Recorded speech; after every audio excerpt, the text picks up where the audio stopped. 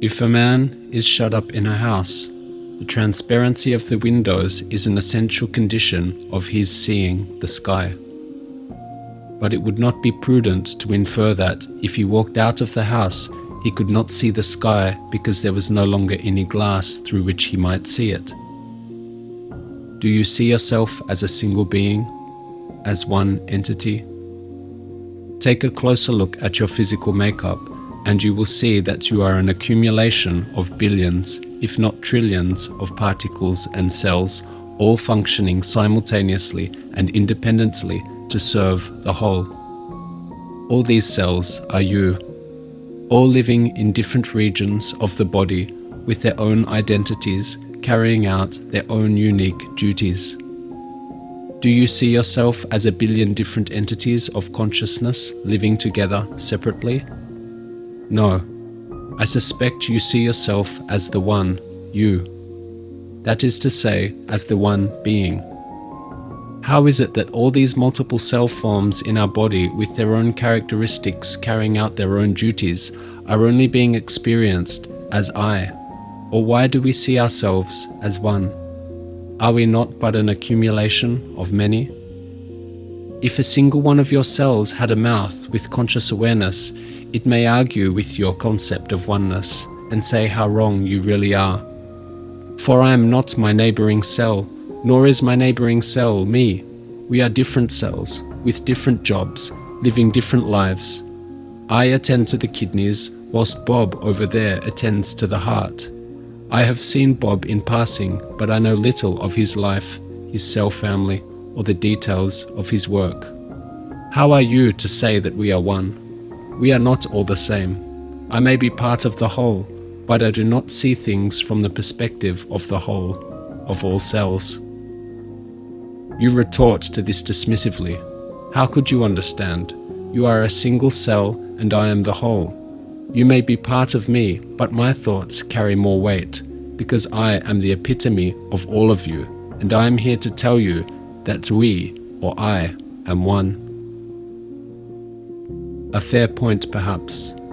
Happy with yourself for winning the argument, you suddenly zoom out to sky level and see yourself from afar.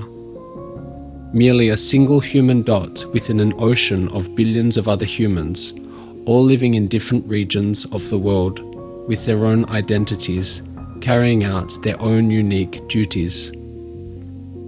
The amalgamation of all humanity has its own consciousness, its own voice too. As it senses you up in the sky looking down on all its people, the earth powerfully proclaims in a booming voice, I am but one.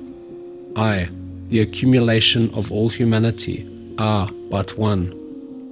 Instantly you know these words are directed to you. But you also know this to be false. You are not those other people. You are you, and only you. You don't know their lives or their families. You don't live in their skin. You live in yours. Who is he to proclaim that we are all the one same consciousness? We are different.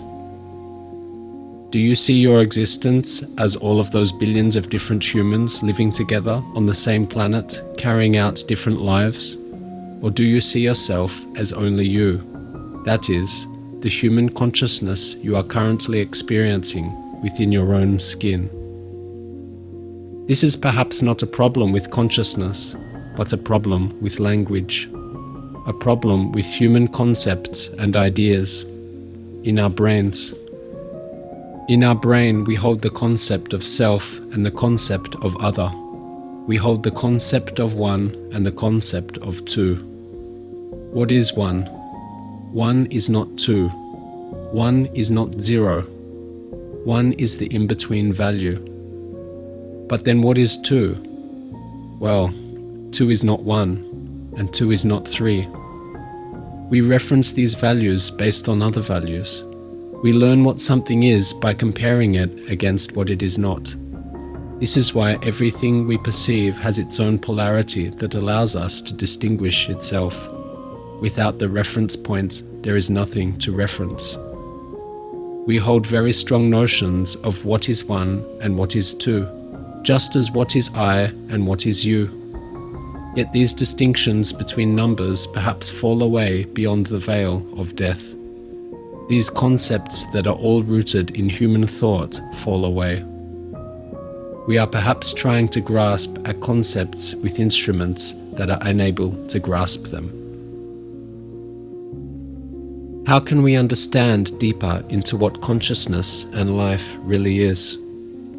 The secrets are being represented in front of us. Recognize patterns and more of the world will be revealed.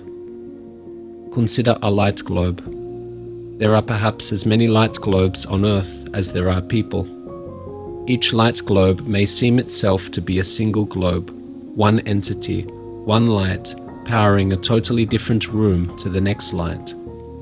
This distinction is as clear as the glass bubble separating itself from the next light globe.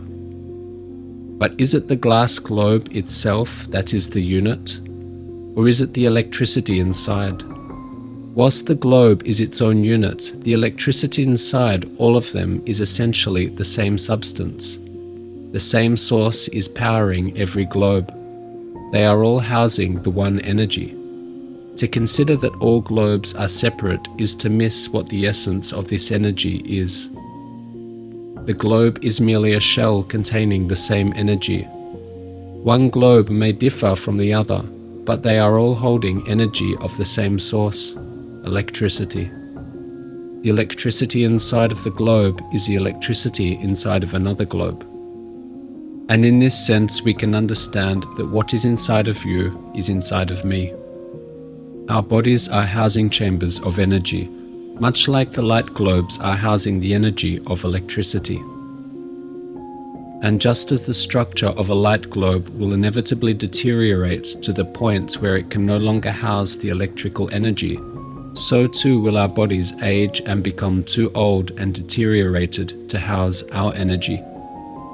Our energy came here in a vessel, and just as electricity, it must be contained in the vessel to exist here physically.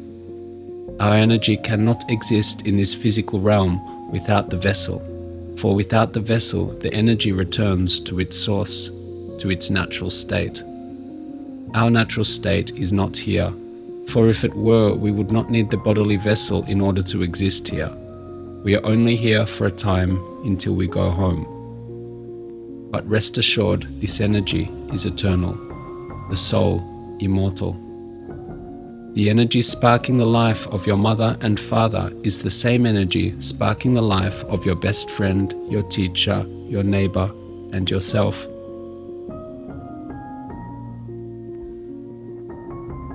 The sun rises as man is born. From the state of nothing comes the human life, just as from the state of darkness shines through the light of the sun. The sun's rays bring life and warmth to all around it. A newborn child brings life and warmth to those around it. In the morning, the essence of life is most strongly felt, just as in the young child, the essence of life is most strongly expressed. As the morning sun ascends to the top of the sky, so too the child grows up towards the sky. The heat of the sun becoming stronger, the energy of the child becoming stronger. The sun reaches its highest peak in the sky and shines brightest. As the child becomes a man and reaches its highest peak of development and shines brightest. At this time, the sun is strong, hot, and full of energy, just as the man is strong, robust, and full of life. From then on, the sun makes a slow, steady descent down towards the end of the day, just as man makes his own physical descent down towards the end of life.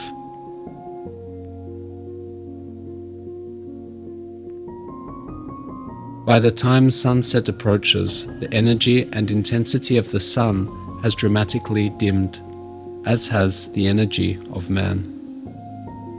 As the sun enters its twilight towards sundown, so too does man enter his twilight years towards the coming darkness.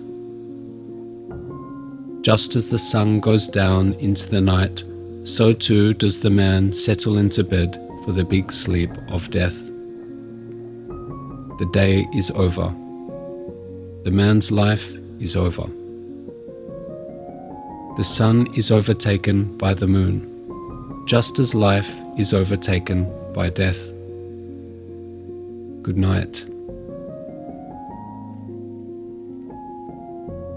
That is to say, until the next morning, because just as the day inevitably brings night, so too does night inevitably bring day. And this is the secret of life. We all know that you must be born in order to die, but it is also true that you must die in order to be born. The end of the life is not different than the end of the day. We all abide by the same principles of nature. All are cycles: the life cycle, the lunar cycle, the seasonal cycle, the menstrual cycle. The moon is the sleep, from the sun to the moon, from life to death. It is the phase before the sunrise, and it is this same phase before rebirth. During the sleep state, we consolidate a day lived and prepare for the next day. In the death state, we consolidate a life lived and prepare for the next life. The secrets of life and death are not secrets. They are patterns that have always been there, right in front of your eyes. The flower that grows to full bloom until it eventually withers away and returns to the earth, returns to the dirt, to the very place that the next flower is ready to spring life from. The patterns of nature occur in cycles, and a cycle is a circle. That is to say, with no beginning and no end. This universe is a representation of your body. The coordinates of its construction are detailed in the stars. They are a blueprint to the very essence of your existence. Your body is the epitome of everything in this universe. A day, a season, a year. They are all cycles that continue on, as does day to night, life to death, and so on. A single day is an allegory of your life, because all life in the universe follows the same cycle. Your consciousness is housed by your body, just as the body is housed by this universe. The spirit is neither born nor does it die at any time. It does not come into being or cease to exist. It is unborn, eternal, permanent, and primeval. The spirit is not destroyed when the body is destroyed. Just as a person puts on new garments after discarding the old ones, similarly, the living entity or the individual soul acquires new bodies after casting away the old bodies. Death is certain for one who has been born, and rebirth is inevitable for one who has died. Therefore, you should not lament over the inevitable.